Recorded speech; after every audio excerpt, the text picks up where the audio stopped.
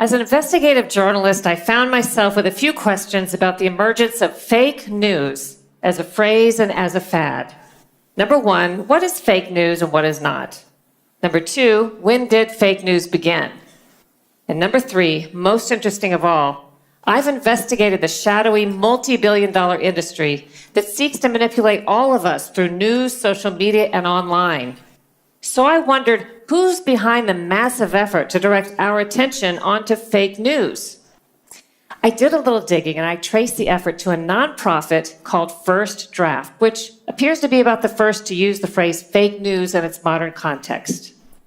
On September 13th, 2016, First Draft announced a partnership to tackle malicious hoaxes and fake news reports.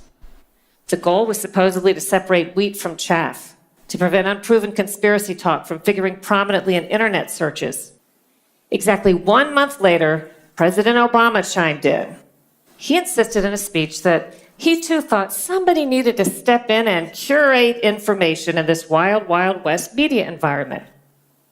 Nobody in the public had been clamoring for any such thing. Yet suddenly, the topic of fake news dominates headlines on a daily basis. It's as if the media had been given its marching orders. Fake news, they insisted, was an imminent threat to American democracy. But as somebody who studied the industry that seeks to manipulate all of us on behalf of paid interests, I know that few themes arise in our environment organically. A noted propagandist told me, "It's like a movie," he said, and it gave me chills at the time. Nearly every scene or image that crosses our path in daily life, he said, was put there for a reason, often by someone who paid a lot of money to place it there. What if the whole anti-fake news campaign was an effort on somebody's part to keep us from seeing or believing certain websites and stories by controversializing them or labeling them as fake news? But who would want to do such a thing?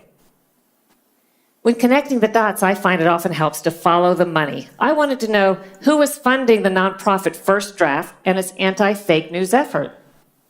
I found the answer. It was Google. Google's parent company Alphabet was run by a man named Eric Schmidt. Eric Schmidt, as it happens, had devoted himself to Hillary Clinton's election campaign, offered himself up as a campaign advisor, and became a top multi-million-dollar donor to it. His company funded First Draft around the start of the election cycle.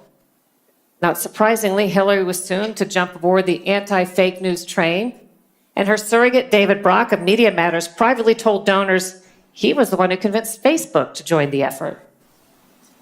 I'm not the only one who thinks the whole thing smacked of the rollout of a propaganda campaign.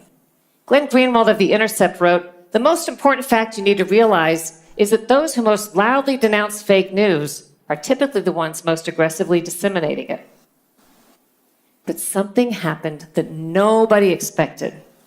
The anti-fake news campaign backfired. Each time advocates cried fake news, Donald Trump called them fake news until he'd co-opted the term so completely that even those who were originally promoting it started running from it, including the Washington Post, which in January of 2017 wrote, "It's time to retire the tainted term fake news." In fact, it's now commonly misreported that it was Donald Trump who thought up the phrase. Actually, it was just a hostile takeover. Suffice it to say that each side now defines fake news in terms that call the other guy into question.